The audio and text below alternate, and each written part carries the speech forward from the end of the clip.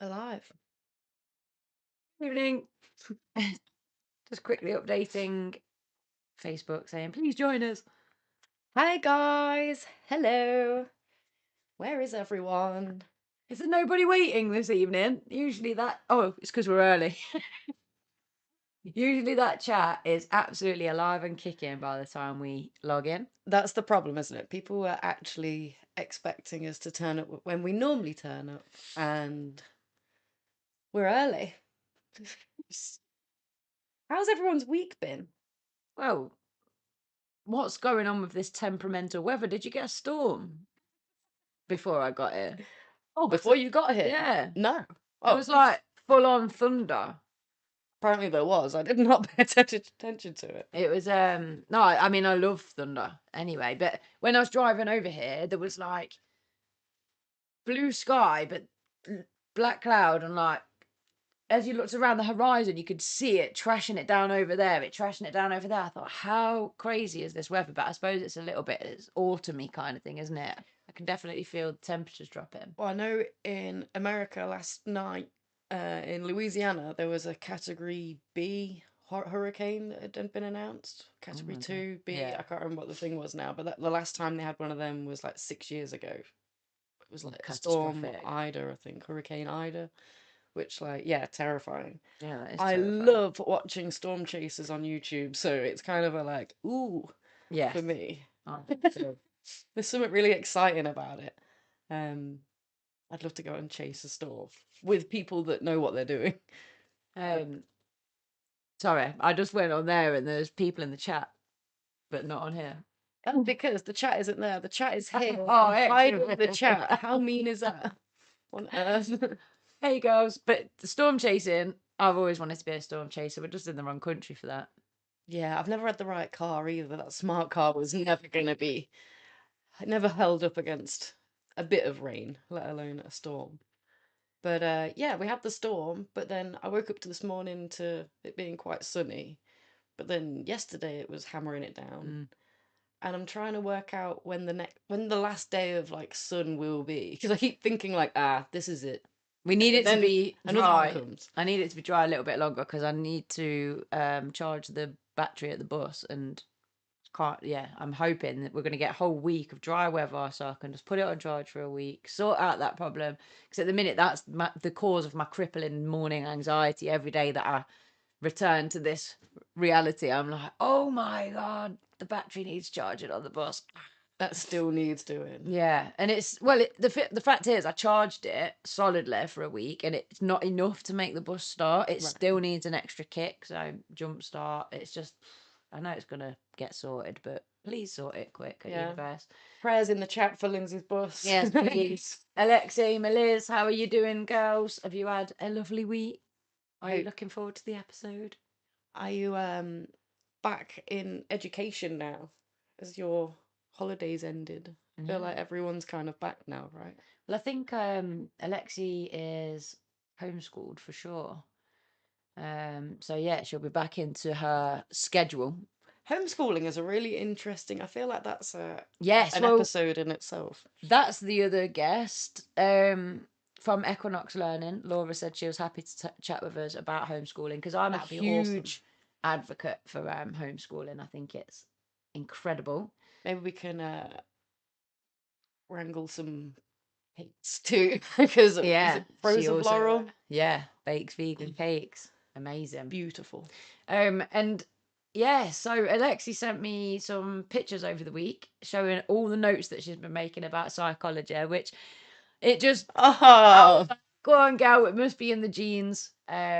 Because I am an absolute nerd for the brain, and so are you. So 100%. I can't recommend a better subject. We were just saying before this episode started, like we get so excited over, how the brain works and human behavior and whys and things. Sometimes it can be like when you're talking about the same thing over and over, you can feel like you're repeating yourself. And then you go to talk about, like, this episode is about anxiety, one of the most common psychological disorders that's experienced in the Western world. And you feel like you talk about it a lot. And it isn't until I go into, like, actually get my books out and I start reading and I'm like, this is why I'm doing Yeah, this. I It's love so this like, stuff. it's brain porn. It's so interesting. And when you get good teachers that can relay this stuff to you in a way that your brain, like, oh, you will latch onto those teachers and consider them like, what's the, Gods. yeah, deity. It's just Yeah. like, they're incredible. And so, like, never lose that. You're at the right age, because I don't know if I've told this. I probably have. When I was your age, I did psychology and I quit. I cancelled that topic. I didn't want to do that. I just wanted to drop the A level, Yeah. and I I ended up having been kicked out of school because of psychology, and it baffles me. I've gone back to university to like get a first class degree in psych. In It that just very it just subject. baffles me that it was the wrong time, the wrong Timing place. is everything, though, right? It really is. But if you're on it now, where you're like, yo, this is interesting.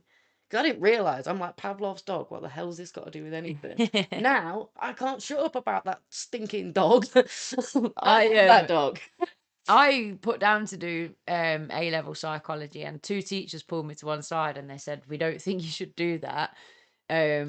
We think it's going to mess you up. So do Conspiracy theory. sociology instead."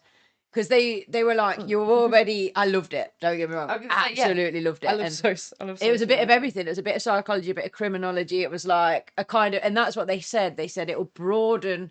They said you're so interested and fascinated by human behavior, and we worry that it'll be too much too soon to go down that rabbit hole. And I think that was actually, they were spot on, because So I think, you know what, learning sociology alongside psychology, I think is perfect. They go hand in hand, don't they?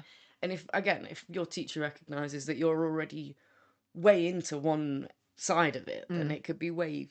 I think what they expected me to do was then go on to university and do psychology, but the way it panned out, I ended up finishing my A levels and then climbing the ladder in hospitality and continuing with my work. Like, you're earning and things. My head wasn't in the right place. So again, it comes down to timing. Isn't that amazing? But just going to the chat, so Meliz did about how the different parts of the brain do different stuff. So that's like the hippocampus and the frontal lobe, yeah, and optic.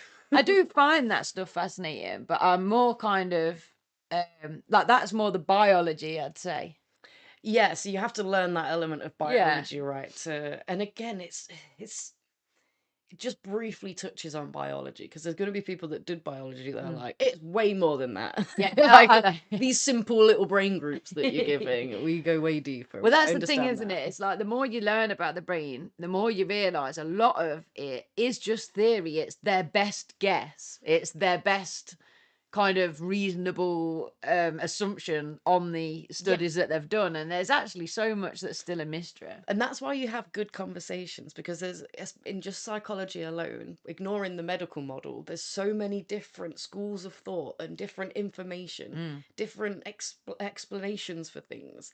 And you start to, as you learn each one, I remember I'd learn the first one and be like, oh, that makes sense, I believe that. And then I'd learn the next approach and be like, hold on a second. That also makes sense. That makes a bit more sense. And then you have conversations with people, and someone else is like, but have you considered this? This is, oh, but actually that study didn't get disproved because of this. And it's such good conversation. And you start realizing, like, much of it is the same, whether you're talking about attachment, or whether you're talking about inner child theory, or maybe you're talking about soul contracts.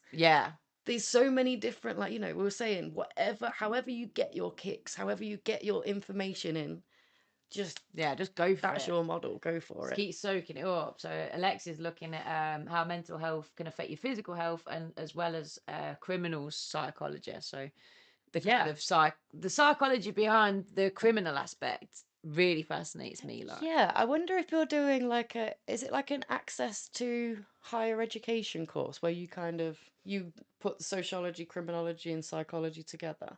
It might be that, or she might just be kind of just going down a rabbit hole and just reading what she can. Yeah, it's really interesting. Like, Alexa, you're literally where I was at 26. You're way ahead of me. Yeah. Keep going, girl. Hey, Mark.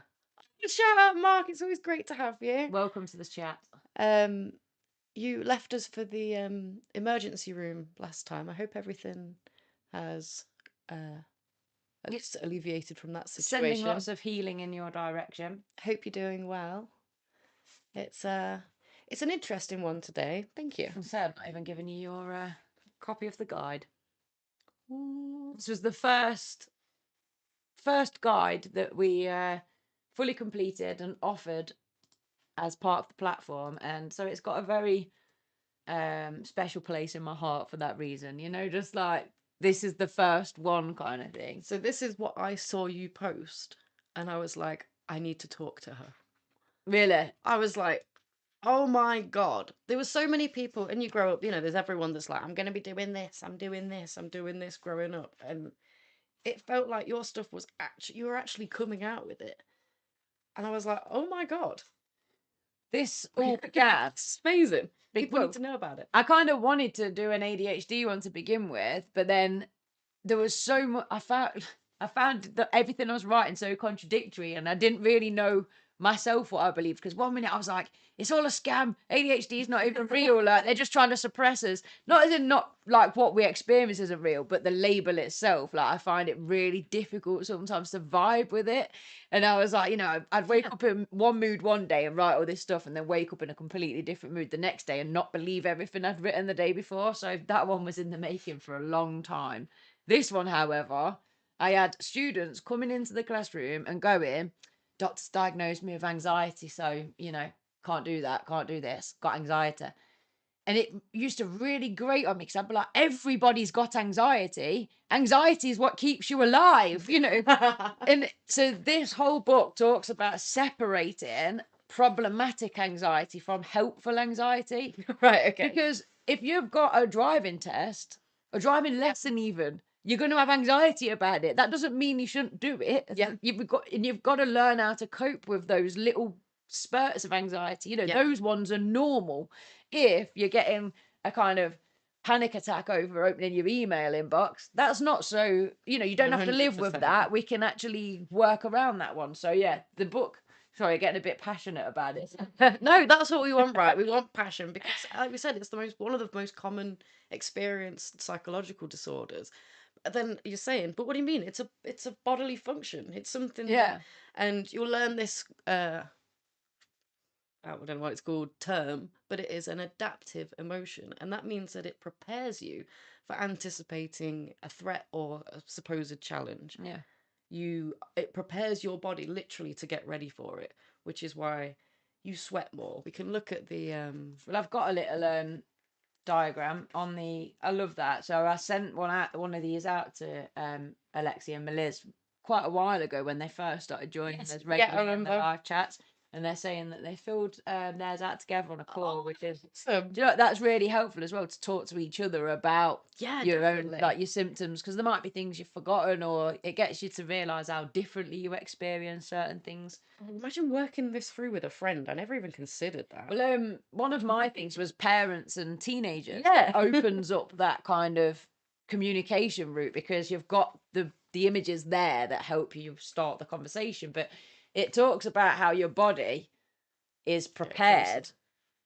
Yeah, I mean, I know you're not going to kind of see it, but you can download it for free right now on the website. But prepared with adrenaline, your heart rate, your breathing, your blood sugar, and then it explains how those things. And so when I think the trouble is, say if you think, oh, I've got to go to work and I don't want to do this shift, and now my anxiety is kicking in, because it's a physical feeling, and it is a physical feeling. You're not making it up. You physically can feel it because your body is preparing you for what it perceives as a threat. People are then like, oh, I shouldn't go because my body is. There's obviously something's going to go wrong, you know. But then that feeds into that cycle. Your brain doesn't know any different from that thought that you're saying, well, there is something wrong. Your brain's like, is there? Oh God, quick, arm the forces, you know, let's get you ready for attack. And your body's getting like more and more ready for it. So then you're like feeding into that cycle of there must be something wrong. Your brain's trying to match the level that your body's going through, right? It's like, my body's in a state, therefore mentally I need to be prepared to not trust things, to look extra things, to, you know, you perceive bad things a lot easier. Remember the study you said about filtering information. Yeah. You remember the scary things way more when you're anxious. Yeah. They become greater detail in your mind. So But your you're brain doesn't know the difference, does it, between a real threat and you telling it there's a threat? your brain has no idea of the difference. The same way, being hungry, being all these different things. If you were to look at food, your body has the same physiological responses as if it was actually on the table in front of you and you're about to eat it. Ah, so if you see an advert for Yeah. food, that's the power of advertising. Oh, literally, there's so much psychological value in advertising. It's scary. Like, if you put just lay stuff out pretty for me, and I'm like, I'll buy it. Yeah, you know, at Christmas when you like venture into Superdrug or something, and all the shelves are all like bright coloured packaging. And obviously, I'm quite against buying things for the sake of it, and I'm very like clutter free, and I don't like things with toxins in. So I'm very just simple when it comes to that. But still, the packaging, oh, I love a good packaging. Jeffree Star, shout out, does the this. best. Like, oh, it's all thought about. But I love the pastel colour scheme. I love the bright colour scheme. I love the kind of simple colours, like The nudes. yeah. It's like I'm so visually stimulated. It's unreal. So yeah, we have anxiety in the body. It is an adaptive emotion. It helps us. The problem with when we get stressed is we struggle to calm ourselves. We struggle to um, be self-aware enough to check in and say, one, this is anxiety, because sometimes we think it's something else. One, to realize that where is this anxiety coming from? Are you looking after yourself enough, or am I feeling this anxiety more because I may be slipping in other areas? It can be um the way that it physically manifests in your body. You can see the physical things here that are happening. I um like that diagram. It's and it doesn't really cover all of them either. There's dry mouth, there's these things that physically happen that help you in a threatening situation. And it's about, like you said, not just avoiding it. preparing you to fight. It's about recognizing, okay, this isn't an actual scary situation. Let's ride through this emotion. Let's sit with this emotion. Let's see what happens. Because, like you said, if it's sending an email, if it's talking to people in public, if it's social anxiety, the way that you fight this is by experiencing the emotion and seeing just how bad it gets. Because you realize nothing happens. Yeah. I read somewhere sometime that it said anxiety is the fear over things that haven't even happened yet. And it made me so like, oh my God, yeah. Even stuff with the bus at the minute, the bus gives me mad anxiety if I think about all the things I've got to do still and this, that, and the other. And then I think, yeah, but none of those fears are true. They're just thoughts Yeah. of what ifs and this, that, and the other. I'll work it out when I come to. I haven't got to sit here and fret about it because I'm not at that stage yet. And it's like very powerful, isn't Literally. it? Kind of being able to just talk yourself out, because you talk yourself into having a panic attack. You can talk yourself back out of it. That's the craziness, right? If you've got enough consciousness to be able to, like you say, talk yourself into it, then yeah, definitely.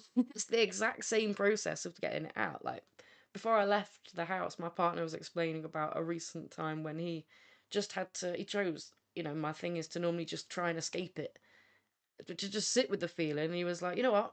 No, prove to me what will happen. Will I have a panic attack? Will I Yeah. throw up? Will I pass out? Realizing nothing happened. Yeah, it was the fear of what Yeah. might happen. But the more that you have those experiences, the stronger that neural pathway is. So your brain won't even associate that activity with anxiety anymore because you've done it so often. And he showed me he was trying to find me. Apparently, there's a guy on social media that goes, right, I'm going to walk down this street, challenge myself, say hi to 5 people, and records his point of view. And he says, like, hello, hello. And he shows some people don't ignore him. Yeah. Some people give him a weird look. Some people say hi. And he's like, recognize how I'm still the same person. Yeah. Nothing externally has affected me. I can't control other people. Yeah. And it's like that step one, right? Now I'm going to say, hi, how's your day going? And he walks back down the same street. Hello, how's your day going, to 5 different Yeah. people. Building himself up to, like, calling people that you find attractive, complimenting them. Yeah. Someone that you think is like, oh God, I could never get her. Nope, that's the girl you're saying it to. Yeah. Let's practice. And all this does is create that neural pathway. It's a feedback wicked. loop, right? It's like you can rewrite your brain by Yes. making these feedback loops that it's okay rather than, and sometimes, you might not get the result that you want, but it's most likely not going to be the thing that you feared was going to happen. I mean, this guide, just to let you know, you can order it in a booklet like this from the website, but you can also download it, and it educates you on kind of what anxiety is, but then it starts to talk you through how you could manage it and how you can frame it in your mind. And that's what we're aiming to do with this podcast as well at the same time, is give you that kind of new perspective on your anxiety. I'm aware that there's some really cool stuff being said in the chat, and I'm glad that you're all talking to each other about your anxiety. So I'll come back to what I want to say in a sec with this guard dog thing, but shall we? Yeah, Alexi's saying she loves your hair, by the way. Oh, thanks, sweetheart. Yeah. I've been reading a textbook online called Abnormal Psychology. Abnormal Psychology is a great, what's it called? Range of things. Yeah. I remember that section resource. in the library. It's really good because the app I use gives you questions about each chapter and then you answer it and give solutions. Nice. What's the app called? Yeah, let us know what the app's called. That sounds wicked. I think the best way to tackle anxiety is to break the thought cycle. 100%. That thought, if you're thinking it, then the body feels it, right? Yeah. Or if the body's feeling it, then the brain's going to think it. Which one can you hack? Can you think your way out of it? Or do you physically have to move environment, do something, put some music on and hack the physically? That distraction is so important because, putting some music on, getting up and changing which room you're in physically, even like pinching your whole state of mind. Pinching your fingertips, thinking about what can I see, what can I hear, what can I smell. All of those tactics, they're so simple, but they work because the brain is just stuck in this loop of, oh my God, that's good, that's going to get worse, blah, blah, blah. But the minute you can break that, and that's a good one to write it down as well, isn't it? Because when you bring those fears out and talk about them or write them down or whatever, quite often they're not as scary. They even seem a bit silly where you're like, oh. Definitely. I really write some thoughts down, affected my actions, and learn to work against those thoughts. And that's amazing. Yeah, really cool. A technique that we use in counselling, that's like CBT, is the so what. And it sounds a little bit aggressive. But if you've got a feeling, trying to think of an example of something I could be anxious about. I'm anxious about giving a talk in front of people. Okay, so what? So what happened? Like, try and work out what would happen, the worst situation. What does that mean for me? Do it on me going, I'm going to do that, read that poem. There's an open mic night tomorrow and I'm challenging myself to read a poem on the mic. I'm so therefore, don't worry, I'll be filming it. We'll all get to see. I feel really sick at the thought of it. Fantastic. That sounds to me like a physiological symptom of anxiety, don't you guys? Alexi's already like, I've figured that one out, I know. They all are. Melissa's like, yep, I'm picking it out. Okay, so let's try this then. So, what was your first statement? What are you anxious about? Reading a poem on the mic at an open mic night. Okay. So what? So imagine the worst thing that could happen. So people might laugh at me. Might laugh. Walk out the room. Oh yeah. People leave. What? Yeah, people might leave. So what? What did that mean for you? I'd be embarrassed. You'd be embarrassed. Show myself up. What does being embarrassed mean to you? So what? Might cry. You might cry, but what does this mean for you? So what? These are just things that are going to happen. Yeah. Or could potentially happen. So what? Yeah, still nothing, isn't it? You just don't go back there. It's like, it's not the end of the world. I mean, this is the last open mic night that they're doing as well. So what? It's so what? No other night after, I could absolutely ruin it. I could bomb. You could bomb. And again, what would bomb meaning? Because it comes from somewhere, right? This anxiety of, it's not just like, oh, I'm scared of doing that because I'm embarrassed. What does being embarrassed mean to you? Like people taking the mickey in the future or making you relive that shame kind of thing. Okay, so what I'm hearing is people externally Yeah. Give me my worth. Give me feedback. Yeah. So It's weird. if they laugh at you, what is that telling you about you? Nothing. It says more about them. I mean, I'm quite With like, your logical yeah, brain, but emotionally, what would that mean? that I'm rubbish at poetry. Ooh. Oh, what? Writer being bar. God, all right. Stop. We're getting somewhere. What would that mean to you? Let's say you aren't you're fucking terrible at poetry. What does that mean to you? Because hearing it for you fucking hurt me. The people have lied to me that have said I was good at it. No, I don't know. It's an interesting Yeah. one. And this is, again, I'm going to avoid going any deeper because it can be a little bit traumatizing. But the idea is the deeper you get down. So if I'm scared of talking, I can quicken up the thing. I'm scared of public speaking. What does that mean for me? It means that I'll be embarrassed, that I'll be so ashamed, I'll run away. So what? What does that mean? Well, it means that people won't like me. Well, you failed. People won't connect with me. Then I'm othering myself. Okay, what does that mean? I don't feel like I'm enough. Boom. Core value. Yeah. Deep inside you somewhere, your core value, and you have to real dig deep to find that, because it's real hidden. That's what psychology is. It's never right there in plain view. It's deep, not up deep. And it's this, okay, I'm not worthy. And I can start looking at life now knowing that I have this perspective.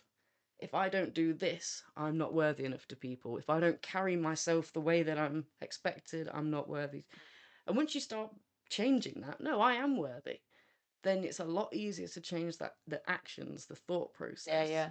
So going back to mine then, if for the people that are watching, they relate to that where it's about other people validating your worth, how would you go about kind of tackling that? Like, Okay. obviously, would you give yourself validation? Yeah, first recognize that you can't control other people, right? You can only control how you will show yourself to the world and how you accept other people.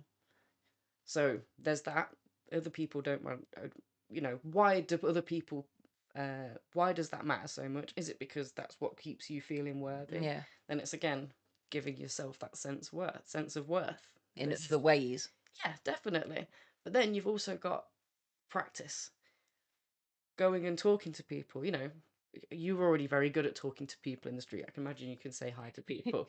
But this is where then the practice in this. Challenge yourself to get out of that comfort zone. And it doesn't always have to be an open mic night. Don't even when we do exposure therapy, we do it in increments, small, gradual increments. You don't want to re-traumatize yourself to the fact you never leave the house again. That wasn't the problem in the first place. It was just public speaking. Never compare your journey to somebody else's either, because this is the thing, isn't it? It's like in class today, I had 3 kids all completing a different amount of work, and there was one that was completing loads, and you could see the other one, he'd only completed half a sheet, kind of almost comparing himself, but you could see the other one enjoying the fact that he had completed like 4 times as much as him. And in the end, I was just like, right, I just want to put it out there. I'm so proud of all of you. I was like, all of you have exceeded what you did last lesson. I was like, and each of your journey is your own unique journey. I was like, you've all, but like, it's that kind of, you've got to measure your own success against your personal best, not the person next to you's personal best kind of thing.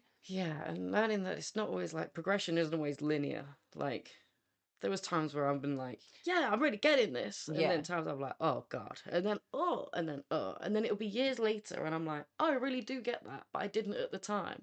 And it's like I needed to learn other stuff for that to make sense. I needed to hear that linear thing. I think that's a really good point actually, because sometimes I'm literally like before this started, I was like, my mental health is bossing. I'm like feeling the best I've ever felt, and then I'll have a bad day, and I'm like, what? We haven't.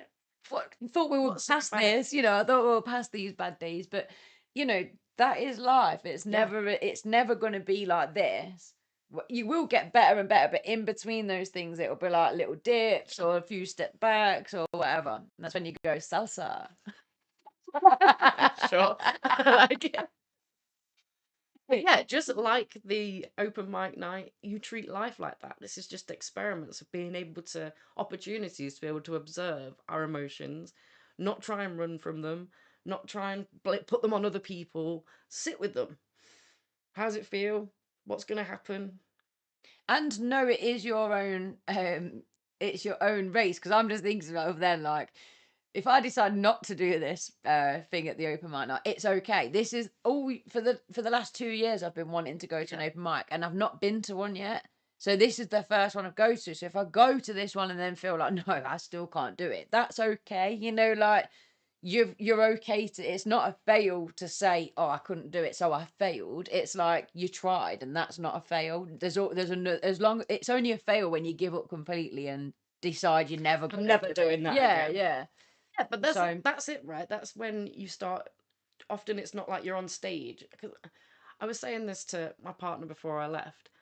If you weren't wanting to perform poetry specifically, say you just wanted to exercise this getting over social speaking, social anxiety, if you booked yourself on an open mic night just to stand there for 2 minutes and say, I have no material, I'm not a comedian, I'm so I scared. set myself this challenge, there's a good chance that audience will receive you and sit with you for them 2 minutes.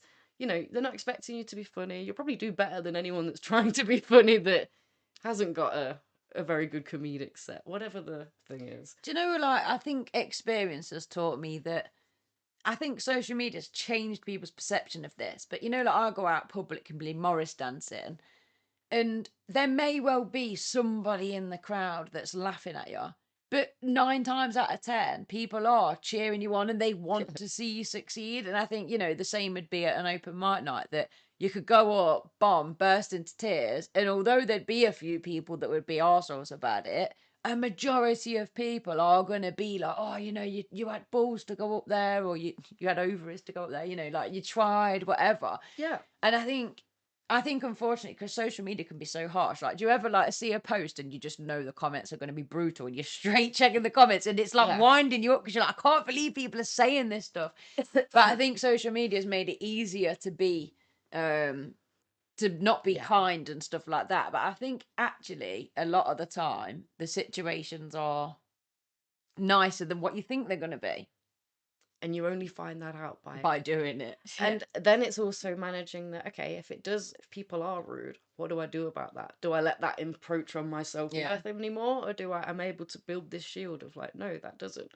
But experiencing your emotions through that would start before you'd even woke up that day, I think. Yeah, the night before where you're like, oh, I got to start Yeah. really sitting with my emotions, and it's not even today. It's hard. I tell you what, though, when we went to Van Life Fest and I was doing that talk on stage, that was deep, like deep anxiety over that. I can imagine. Because I wanted to enjoy the day before, and it felt like this cloud, like, hanging over. Like, I did just put it to the back of my mind and try and enjoy the day before as much as possible, but it was so in my mind that tomorrow you've got to go on stage. Your fears before you went on, what were your fears? What were the things you were getting your anxiety? What sort of things were?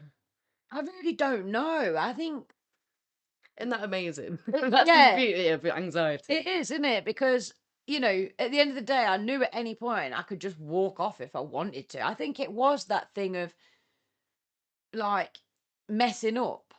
I think that's perfection. Yeah, I think that was probably the biggest thing of, like, what if people don't like what I've got to say? But then what I was saying to myself was, well, they're choosing to come and listen to your talk. They're interested. They're not being forced to listen. Can you see your emotional mind fighting with your logical mind? Yeah. And I mean, I've done a lot of work around mindset. I've put the work in, and I do think I cope with my anxiety pretty well. But you videoed me, didn't you, the next day? And you were like, how are you feeling? I was like, oh. And I was like, the closer it got, I was like, I'm actually feeling really sick. But in some respects, for me, that's the challenge I'm looking for. So it's like, I've overcome so much, and I'm always looking to challenge myself. This isn't it can be hard to be like, oh, well, I've really overcome my anxiety, but then it's hard to talk about this one moment or whatever, or like, I don't know, because it's like, I am really good with my anxiety. It's just, and it's like, yeah, but you've not exercised this situation. You've not been given the opportunity. You're not a performer. Yeah. The more this happens, the more you'd have bossed that part of your anxiety the way you have the rest of it. Do you remember, sorry, you just reminded me of something that James Graham said when we interviewed him, that he is an anxious performer. So before anytime he went on Yeah. stage, he'd get this like mad anxiety. But that is almost part of that thrill of Yeah. performing, isn't it? It's almost like an adrenaline rush. God, yeah. I think most performers feel that, right? You'd Yeah. have to be like a seasoned, like the Rolling Stones still coming back for a reunion tour to not really. Before we go on to fight or flight, one of the things that somebody said to me once, and it really like annoyed me, was something along the lines of, "Yeah, but you're all right. You're always out there doing this, doing that, doing the other." It was one of those comments where it was like, "Do you not think that I feel the same emotions as you do? I have to Yeah. battle it just as hard." Like that saying, "Feel the fear and do it anyway." I know that's a bit corny, but No, it's there's a real. lot to be said about that. That this is why I felt so passionate about making this particular book, because I was watching these young people passing up opportunities because their anxiety was getting in the way, and I know it can be crippling. It's not just young people. We know adults that are, I'm an adult Yeah. that's still not doing stuff because of this fear, And this it's anxiety. and the thing is, it's like the other side of that fear is this amazing feeling of accomplishment and And outside of the so much comfort. creativity and talent with Yeah. so many people, but then there's that aspect of, oh, but I can't show people. Yeah, just in case. But outside of that comfort zone, that's where the growth's going to happen. Yeah, that's like that moment of like, I did it, doesn't come without pushing yourself to do it. Yeah, yeah. It's like you don't get.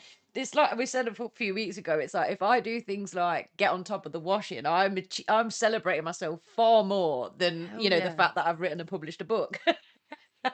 Because they are the achievements in life. Like, it was way harder to put focus to make myself do that washing Yeah, than yeah. it is to like Write a happily book. write away on a book and enjoy this. Exactly. It's Can you just hit that blue arrow? I'm just wasn't sure. yeah, not says Yeah, maybe we'd not got that far down, but oh yeah. So we were talking about how often people are in fight or flight mode, feeling like they're in that constant kind of. right. That's when your anxiety is at a point where you've got used to living in survival mode, and then the smallest thing's going to tip you over the edge. Yeah, it's that we have stressors, right? We have stuff that makes us stressed, things that happen in our lives. And then it's what are we doing after the event happens? If you're staying there, struggling to bring yourself back into a Yeah. How do we self-soothing, regulate our nervous yeah. system? Or if during them moments you're consuming alcohol, drugs, not allowing yourself to self-soothe in a healthy way, then we stay at this peak adrenaline, like it says in this thing. It gives you all like the chemicals that are happening, the stuff that keeps you prepared for. And this is not a person you want to make friends with. Yeah, because Because you're they're always defensive like, and yeah, and it's not a person that you really like being with yourself. Like I'm struggling to connect with people. I'm struggling to go and do the things that I enjoy. I'm struggling to leave the house. And then when you can see how anxiety leads to all these anxiety related disorders, you've got the PTSD, OCD, specific phobias. I mean, I think the critical thing is, like you say, looking at what your baseline is. Where is your, because if you're kind of feeling quite anxious a lot of the time, you've got to then think, right, what environmental factors is that? And it, like last week when we spoke about the basic five senses, it could be your environment is too bright, is there's noises that are putting you on edge. Is there physical things that you can change that's going to bring Yeah. that baseline anxiety down? Is it other people's problems that you're adding on to your own, Yeah. making them 10 times? Is it work stresses, financial stresses? And the thing is, we can't do anything to take those away necessarily. Yeah. Sometimes you can say, do you know what? This is too much. I don't need this in my life anymore. Yeah. But Life is stressful. yeah, but that's the thing, isn't it? Life is stressful. So how are you How we going gonna to deal with it? find your peace? And getting outside by water in the woods, if that is an opportunity that you have got, I think that is so huge for resetting that nervous system. Giving your mind the psychological and physical space to process your emotions, to have a break, to reset, to actually self-soothe.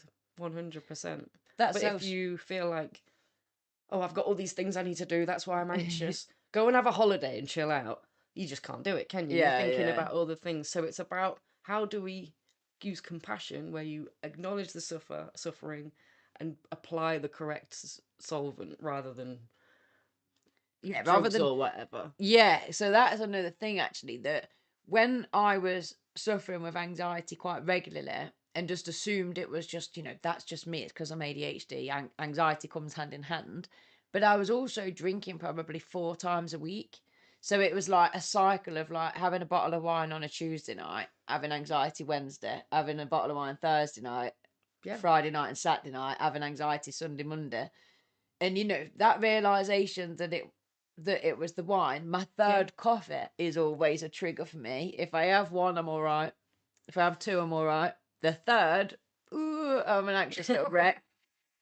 When I'm hungry, that's another one. It's almost like I can't tell the difference between hunger and anxious because it's in your stomach area kind Yeah, of thing. It's like sometimes I'll start, like, I'll be working on the bus, for example, and suddenly I'll notice my thoughts getting really kind of niggly and, yeah, oh, you've got to worry about this and what if this goes wrong and you've not thought about that yet, and I'm like, oh, and then I think, when's the last time you ate?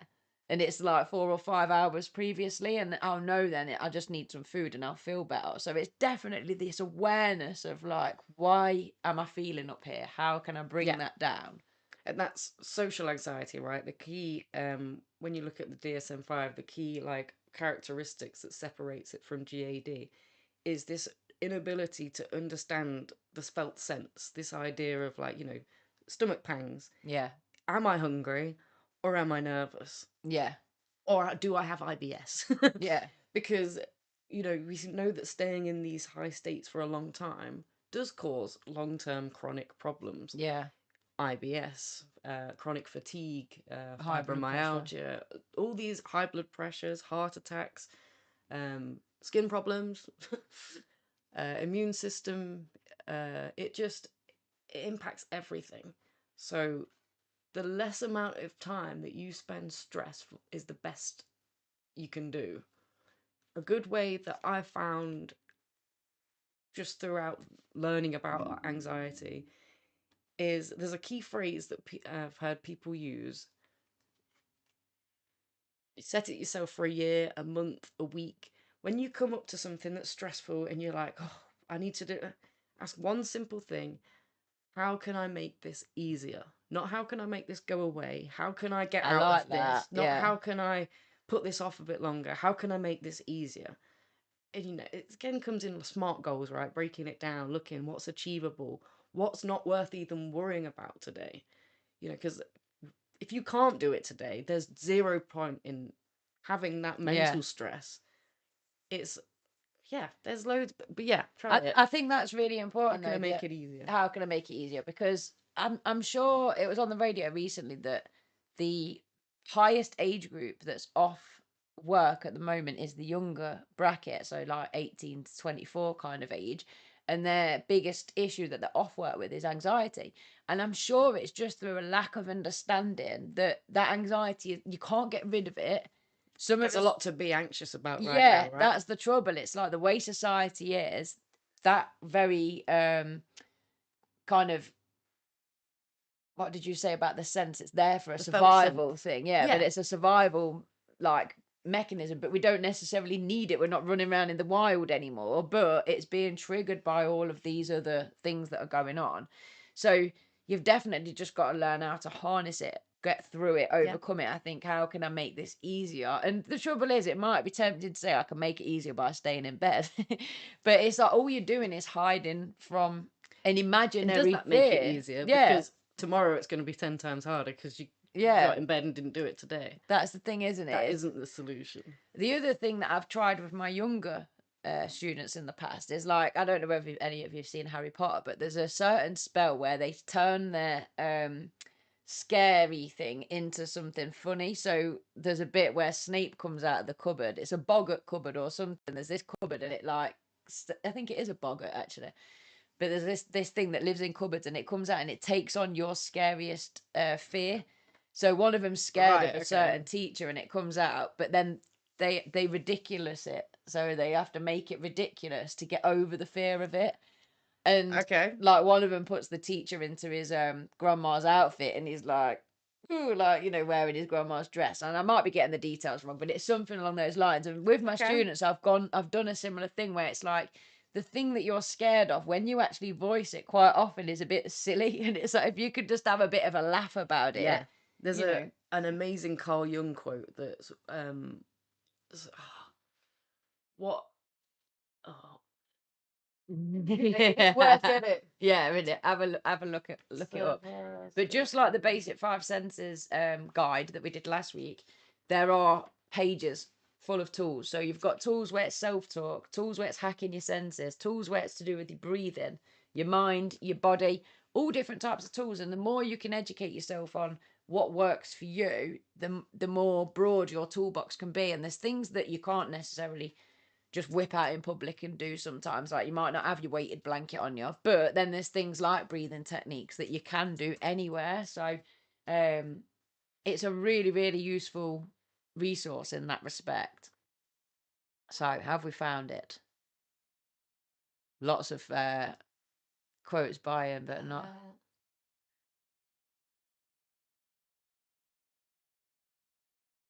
That's not quite what you were looking for, is it? Scares us in the dark cannot Exist in survive the in the light. light. Yeah. Yeah, I And think I've seen that recently. just the idea of acknowledging it, speaking it out, being honest about it with yourself, that in itself can no longer be this. When we talk about the dark in psychology, the Jungian theory, that's just the unknown, the unconscious. Yeah. It's the bit that we suppress all the stuff we don't want to think about down there. So the more we shed light on that dark thing, the more that they alleviate and go out, and there's no more suppressed. I'll tell you one thing that we've like not touched upon. There's a song going around in my head, and I think it's Verb T, where he goes, "Running in the night from your greatest ever fears, feeling kind of strange, knowing they were never real." And there's that element of waking up at 3 a.m. in the morning in a cold sweat and worrying about something that the next day you don't feel. When you talk about it with a mate or whatever, you can laugh about it. But then when it wakes you up at 3 a.m. again, it's not funny. It's the scariest thing. Like, I'm going back to in my teens, and certain things would wake me up, and I'm, terrified of those things happening. But the point is, those things may never happen. They might, but worrying about them isn't going to change anything, is it? It still comes back down to that mindset and being able to say, right, either do the so what technique or, hey, write it down. Humor's a great technique. I love that. Like, the social aspect, people have said for a long time, imagine the crowd naked. This is a silly thing that people do that helps them feel a lot more confident, a lot more like, oh, okay, this isn't that scary. Just do that. When I did my peace education talk, I made a joke about everyone being naked, didn't I? I said something about we're talking about norms, and I was like, but I know if you lot really were naked, that wouldn't be. And so then it suggested I was imagining that everyone was naked. It got very clever. Got a few. People understand that, right? Not only that, do you remember I got to an age of, I used to love scary films, and then I got to being a teenager and watching them with friends. And if you're with a group of mates that are making jokes about the film, it isn't scary at all. Yeah. Something that I'd watched on my own, I'd be like, oh my God, this is horrible. You watch with friends, and, something scary will come up, but if a friend's going at the same time and happening, you're like... Well, I really want us to do in October the Scarefest thing, but Steph's terrified, so that I'll just laugh all the way through it, and then you won't be scared. If I can apply humour, then yeah, let's do it. Well, when we went last, ridiculous. Neville made Snape into an old-fashioned woman. Yeah, that it. So I did get it right. Yeah, I thought it was his teacher and it was his grandma. Hey, we've got Peter in the chat as well. Oh, shout out Peter, nice to see you. We started on time today, so that was a bit of a shock for everyone. Hello. She'd been at a cleaning shift this evening, so she did say she might be able to jump on, but it'd be a bit late. Our very own Cinderella. No, I hope the shift went well, mate. Max says, I feel things with social anxiety are similar, are on a spectrum. Anxiety affects people so differently. Yeah, 100%. This idea of like embarrassment and shame, just those aspects of anxiety. What's embarrassing to one person is not to the other person.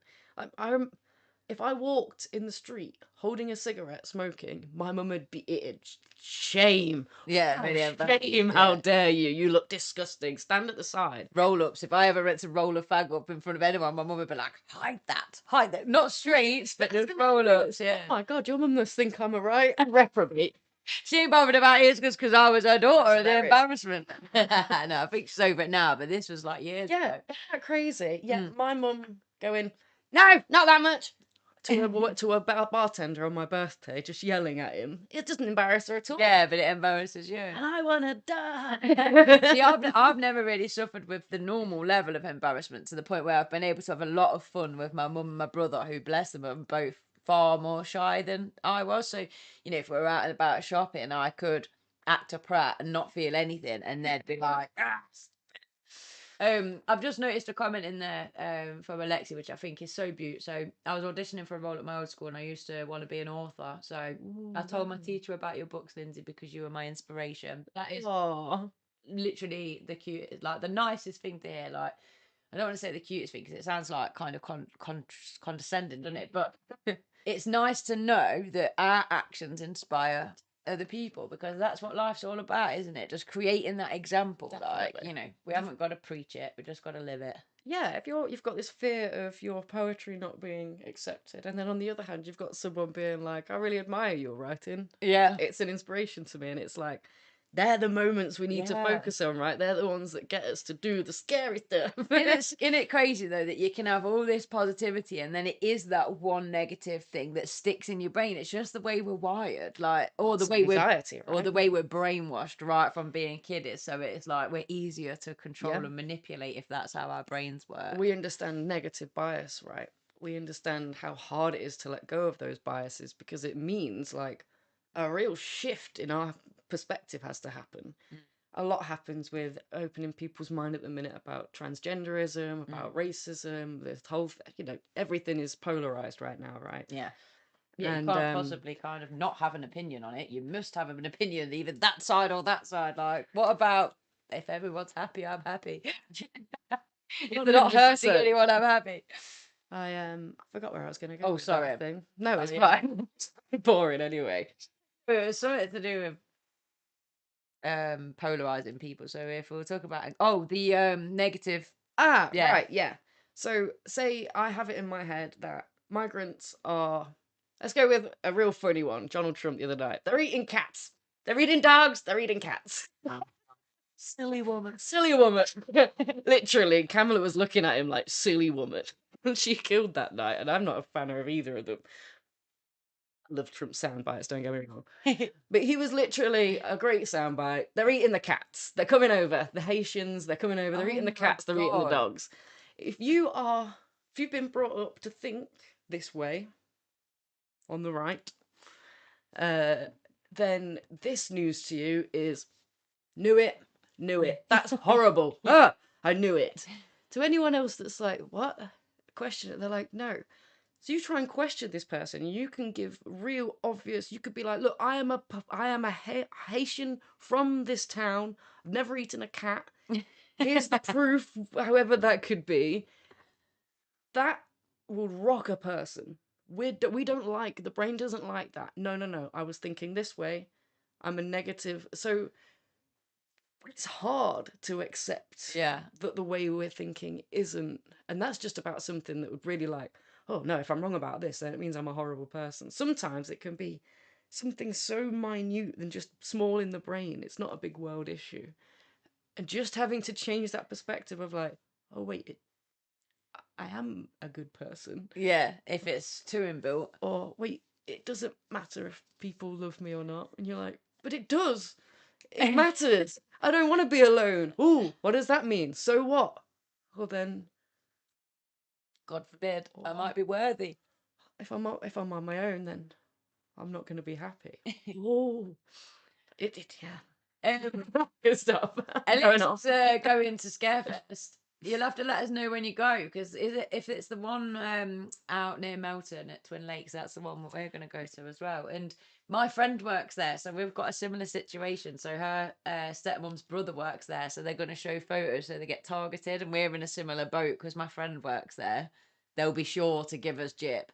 Because they might even be able to give us like a VIP treatment type thing to film it. They said, didn't they? Right, yeah. Right, yeah.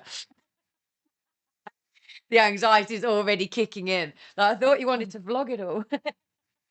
I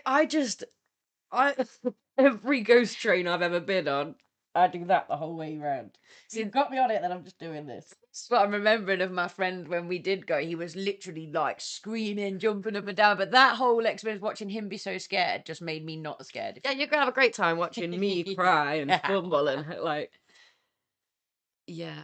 Scarefest, Mark, is like this this particular one. It's where the UK tries to be America in one little area. Yeah, so during Halloween. yeah, well, this particular one is like lots of different scenarios. So one of them, for example, is like a haunted school, and then you go through and The other it's one's like a butcher's. yeah, and you go through and there's like actors jumping out at you and Yeah, or do you remember the Willy Wonka experience? That, but actually scary, where people are allowed to supposed to be touch scary. you. They're dressed in. Maybe we can give a. Oh yeah, get Scarefest up. Like the actual, actually no, like they need to sponsor us. But I think if they claim me as well, it'll be so yeah. annoying. No, it's just there's one at Alton Towers, for example, and they do a maze, and it's like you have to go through this maze, and there's all people jumping out, and they chase you, and it's like scary. But they're not going to touch you. You are warned like beforehand that you don't have to be. So this is the one at Twin Lakes. Yeah, this is the one that we're hoping to go to, and we might even be able to get some kind of. Oh, wicked! Alexia's going to do her family's special effects makeup ready for it. That is cool.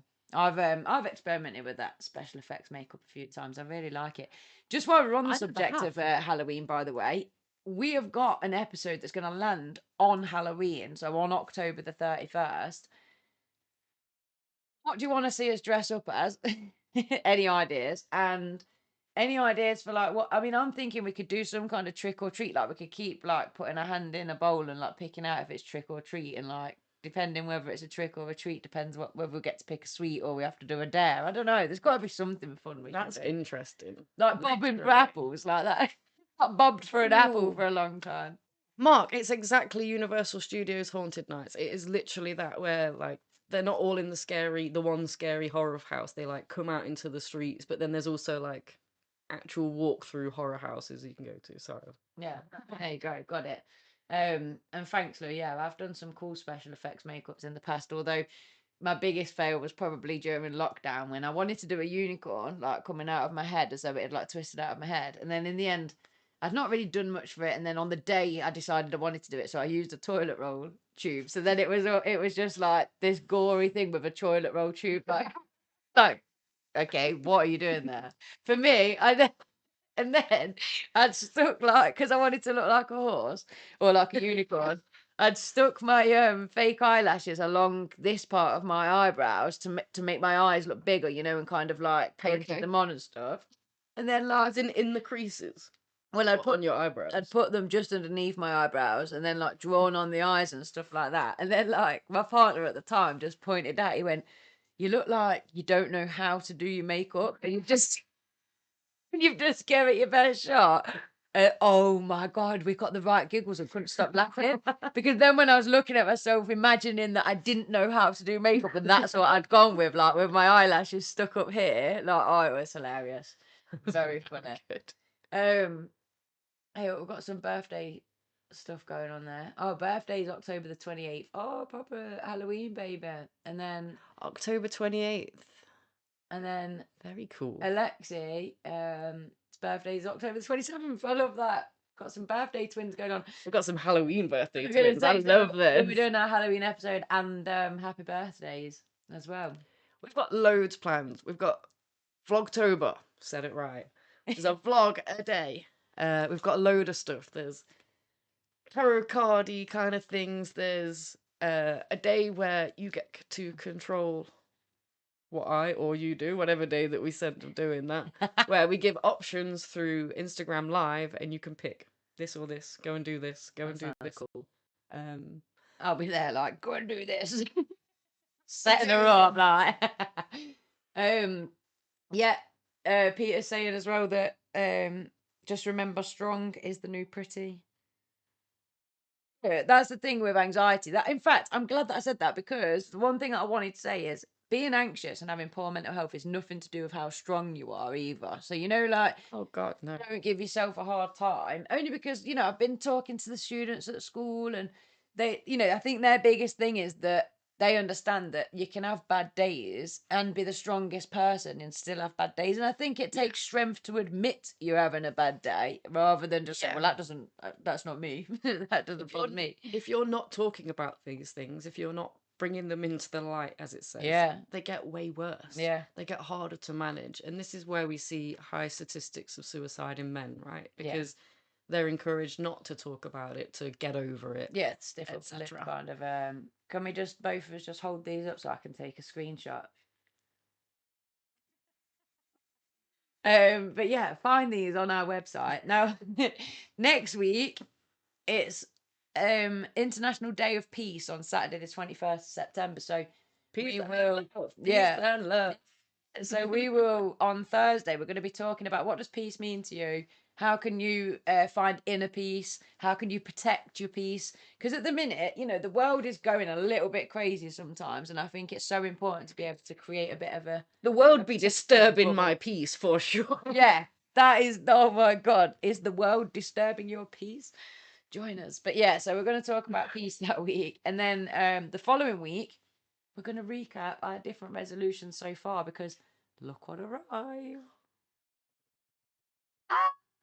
I know loads of you were voting for what the cover should be, and it was a tight, Literally tight one margin, vote in right? it. So if you didn't get the cover that you wanted and you were voting for the other cover, I do apologise, but you should have got more people to vote. That's democracy, right? That's democracy 100%. That's politics, baby. Yeah, so yeah, it's here. It's available on Amazon. It's not quite on the website yet, but I'm going to get it listed ASAP. And if you do want one, just comment in the get in the comments, and we'll get in touch with you and take your money and get that in the post and make it happen. Yes, definitely. But yeah, so we're going to talk about these following on from that, and then it'll be October, ADHD Awareness Month. So if there's something that we've not covered specifically to do with ADHD, then hit us up. We'll make sure that we get it covered. Sorry, I was looking at my birthday is 17th of April, which falls around Easter, and I love Easter so much because I love bunnies, and Easter is full of bunnies. So when it's my birthday, there are bunnies everywhere, so I'm happy. I love Liz, did you get our prints with the bunnies on? No, because she's not on the page. Well, she's a free Patreon member, but not a £5 one. I need to give you the bunny prints. Oh my word. Should be able to find it on here. I love that. So Mark said as well, I adore bunnies too. Once cared for our class bunny over the Christmas break. Oh, I love bunnies. The way they kick and flip and do that random like freak out shit. We had a bunny growing up, but it was really vicious. We never got to like cuddle it. I know, it's such a shame. Like, was it Five Nights at Freddy's or what it is? But me and hey Kat, better late than never, me duck. You can rewind us.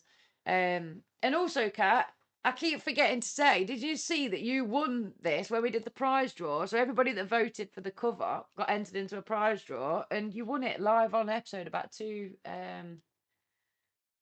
episodes ago. So there you go. Congratulations. Yes, congratulations indeed.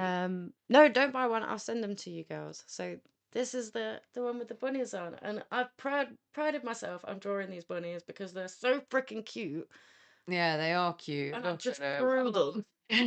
Just drew that cuteness. There you go. I can the little chicks. I can hear Liz squealing in excitement in my mind. Like, she is happy with them. Me and Lou, when we lived together in our 20s, wanted a big bunny. You know, the large ones. Oh yeah. Yes. The Oh, no, name them she's now. losing her mind. I like that. Yeah, that's very nice. Yeah, we've got I suppose I might as well show you the others as well. These are the ones that will be coming. I know a lot of you subscribed and are like, where are these prints? They're coming. And then the girl skin. We're gonna these are them. We're gonna sell them as well on the website, so there will be an opportunity to get your hands on them. Plus, obviously, if you are one of our Patreon subscribers, then you're entered into the monthly prize draw. So there'll be opportunities to win these things as well. So this month, then, let's dedicate this week, let's dedicate today's episode to Jackie. Jackie! Shout Yeah. out, Jackie. Thank you so much for supporting us. Yeah, indeed. With the U Club as well, you've been there plenty of times Yeah. supporting. I'm really thankful for that. A good staple in both our lives. Mark's got your prints on display. Oh, Purple Heart Medal. Is that a military medal Like for this, some isn't it? way? Purple Heart. For some reason, that seems to be. Is that like a Good Samaritan? Like you did something like. Yeah, I'm gonna say What is that Purple Heart? I seem to remember the. Not very well, clearly. And yes, Lou, That we were going to means get so a house much. putting on a toys. Love it. Yeah, I love that. That's like across the pond as well, isn't it? Service members have been wounded or killed as a result of enemy action. Oh, I'm sorry for how you lost your dad. That's so yeah, bad. for being shot in the war. Wow. A war that I'm assuming no one needed to be at. There's never a winner.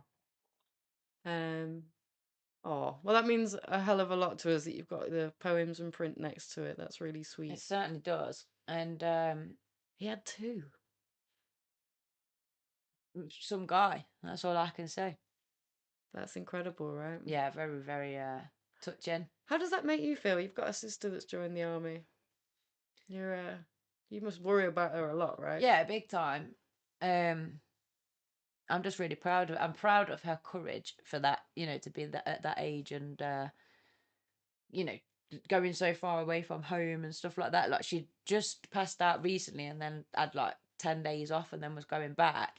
And we all got together on the day before she was going, and I was like, gave her a hug and stuff before I left, and I just thought, you are like, for your age as well, like to know that you're going tomorrow to a brand new camp, to a whole new set of training, like in a sense, that was so hard, and yet in a way that bit's, you're now on to the next stage, it's probably going to get harder. And I just thought, wow, very, very proud. Probably more anxious for her than she is herself. And I suppose there's a lot of solace that can be taken in the fact that she chose to go in. Unfortunately, Mark says that his dad was drafted, which... Yeah, that's sad. Really didn't want to be there. No.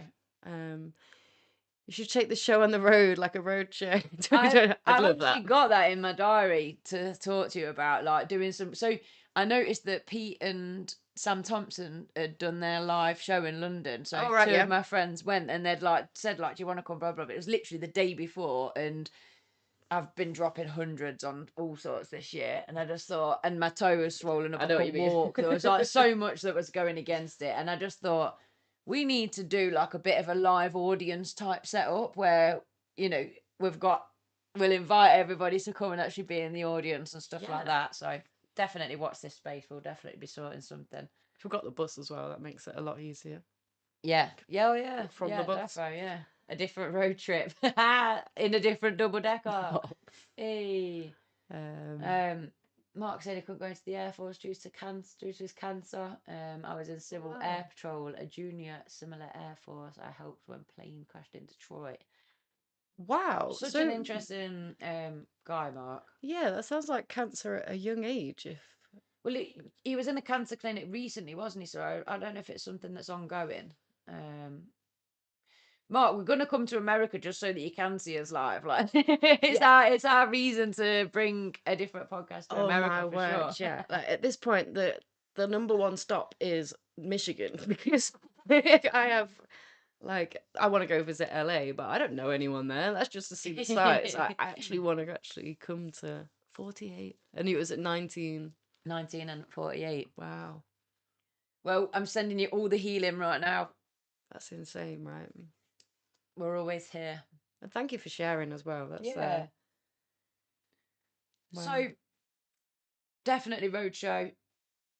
That would be cool for everyone to get together. And shout out True Vibes Clothing. We'll definitely be doing something together. Yeah, 100%. Detroit's so much better than LA. Yeah, it most probably is. And Yeah, definitely. It's got way more interesting stuff about it.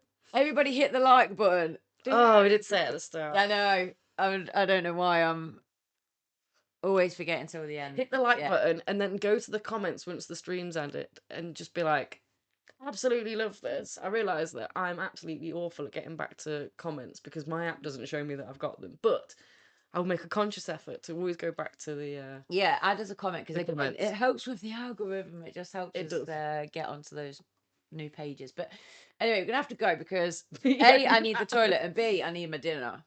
So thank you so much, everybody, for joining us. Again, it's a lovely episode. It was so much fun. If you want to know any more about anxiety, you can email us at adifferentpodcastofficial@gmail.com. Contact us on our socials. That's about it, really. Yes. This is Lindsay. And this is Steph. We're a different human design. And this is a different podcast. Good night. Good night. Oh, just saying. See you all next week. Why is it like this? Instead of hate, it should be love, we invite it. You don't agree, then you're the problem, now we're fighting. Open up your mind, stand up, become righteous. Why is it like this? Instead of hate, it should be love, we invite it. You don't agree, then